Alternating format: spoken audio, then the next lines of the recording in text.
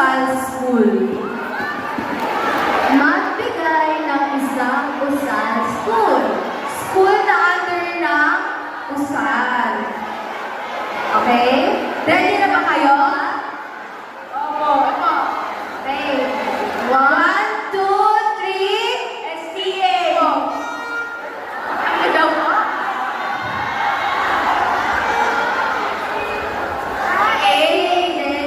Tama. Tumasya.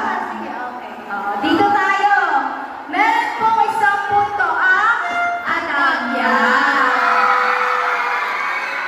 Dito sa Hatoria. Ito. Bakit sa Hatoria? Naglalagab ng mala nila.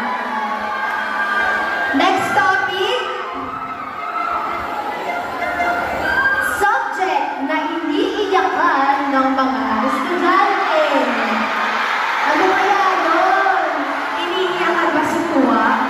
O iniiyakan dahil takot naman? Ready na ba kayo?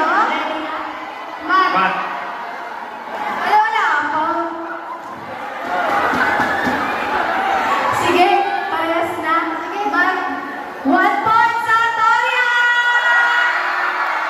O ito na. Lahat ng kaharian ay iisa ang sagot. Lahat may isang puntos. Paano kaya ang sapiro? Next question, please. Next topic. Magbigay ng isang teacher sa science area. Ready na? Ready na? Opo. 1, 2, 3, go! Sir JP. Done. Sir JP? Sir JP? Nasana po kayo? Ayan, mukhang favorite teacher. Favorite teacher niyo ba si Sir JP? Opo. I love you, John Paul. Dito. Lahat ng kasari ng confidence. Ready? 1, 2, 3, go! Fries! Yan, isang puntos sa Lineo! Wait lang. Kung tunay na nabili, anong flavor ng fries? Cheese ko. Magkano yung fries? Yung malaki ba 50? Yung maliit 25 ata? Ay, alam na alam. Nasa kantin to, Alina. Nasa kantin to. Dito tayo ulit sa Anagya. Next topic po. Magbigay ng isang lugar na kadalasang tinatambayan ng mga estudyante. Saan ba kayo tumatambay? Saan ba? Saan kayo tumatambay? Nako, iba-ibang tinatambayan. Ngayon, malalaman natin kung sila magkakatagpo ang isip nila kung parehas sa kanilang sasabihin. Ready na ba kayo? Ay, parang hindi sure. So ba, ready na ba kayo? Opo. Okay. 1, 2, 3, go! Ayan. Magkaiba po silang tinatambayan. Yung isa ay sa kantin. Yung isa CR. Bakit naman tumatambay sa CR? Ayan. So, wala munang puntos ngayong round na to ang Team Adamya. Eh dito, sa Hatoria, magkakaroon ba ng puntos? Ayan, support pa rin. Cheer-cheer pa rin sila doon. Next topic. Magbigay ng isang Filipino teacher. Ayan, may sinisigaw ang audience. Ayan na. Nag-flash na sila. Ready na ba kayo? Opo. 1, 2, 3, Mamja! Mamja. Mamja! Si Ma'am Jaja. Ma'am Jaja, where are you po? Dahil same sila ng sinagot, mayroon pong 2 ng puntos ang Team Hatoria. Next topic. Dito tayo sa Sapiro. Yan. Nako. Parang mukhang tuwa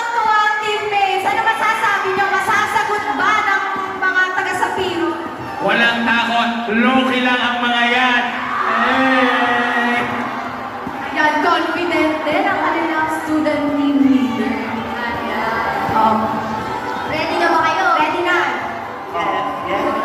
Okay. 1, 2, 3. St. Albert. Yan. St. Albert. St. Albert. Taga-saan section ba kayo? St. Albert. Kaya naman pala. Kaya pala alam na alam. 1 point sa Yan. Magbigay ng isang kaharian sa Encantadia. Ready na? Okay. Ready na? 1, 2, 3. Lileo! Yan. Ayan. Proud na proud sila sa kanilang kaharian. Yes. So, another point sa kaharian ng Lireo. Balik tayo dito sa Adamya. Ito, sure ako, tama na to. Kasi babawi daw sila. Naririnig ko yung cheer nila kanina. Ay, ang lakas talaga mag-cheer ng mga Adamya. Balik ka na! Ayan. Next question po. Magbigay ng isang event na pinaghahandaan ng estudyante. Ano mga pinaghahandaan nating events? No coaching po, no coaching. Ready na ba? Opo. 1, 2, 3, entrance! Pinaghahandaan niyo ba? Ay, mahina ka na dyan, hindi pinaghandaan. Pinaghandaan niyo ba?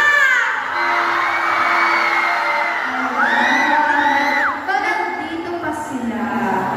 Dito ulit tayo sa harian ng Hatoria. Mga Hatoria, ano naman kaya itatanong sa inyo?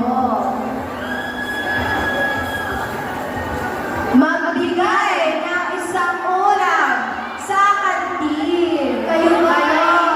Wala akong sabihan ng sagot dahil ito po ay kailangan nyong maitama ng kayo, hulaan nyo kung talagang magkakonekta. Meron bang teamwork? Yes. Work. Oh, ready na ba kayo? Okay. 1, 2, 3. Barbecue! Barbecue! Shala! Magkano ang isang stick ng barbecue? 35. God, alam na alam. Ulam na yun kahapon. Kaya, ayun ang nandun sa kanyang kahapon eh. Oh, dito ulit tayo sa Piro. Ano kaya itatanong? Yan. Baby face, the teacher. Baby face. Sino ang baby face? Ready na ba? Nakapag-isip na ba? Pag-isipan niyong mabuti. Ayan, mukhang ready na sila. Sige. 1, 2, 3. Ma'am Ishi. Nasa lang, Ma'am Ishi? Nasaan si Ma'am? Ang inyo pong advisory. Ay talaga naman. So, lahat ng harian ay nakakuha ng isang puntos. Magbigay ng isang pangalan ng advisor sa grade 8. Grade 8 advisors. Sino ang mga kilalang grade 8 advisor? May sinisigaw ang audience. May itinuturo. Oo.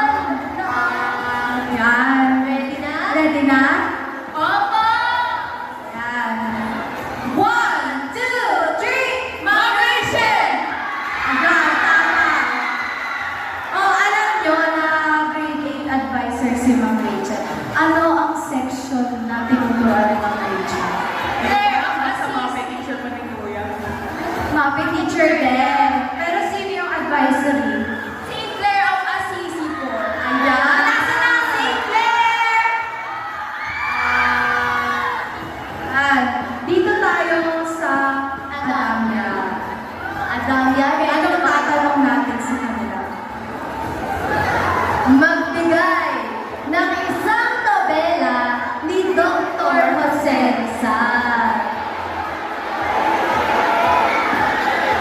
Okay, alam ba? No, Ochi. Ready na? Ready na? Opo. Okay. 1, 2, 3, Norita! Dahil alam. Alam nila. Ang galing naman ng mga ikaw na doktor. Paano naman ang mga kantorya? Papatalo kaya sila? Alam, magbigay ng isang bagay na kadalasang dala ng teacher. Ready na? Opo. Okay. 1, 2, 3, laptop! Laptop. Ano pangalan mo? Laptop. Bakit nagdadala ng laptop si teacher? Doon po kasi kami mag-lesson. Anong meron sa laptop? Bakit kailangan siya?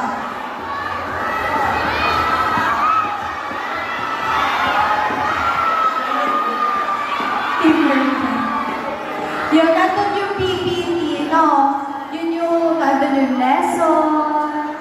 Dito, sa Piro. Balik tayo.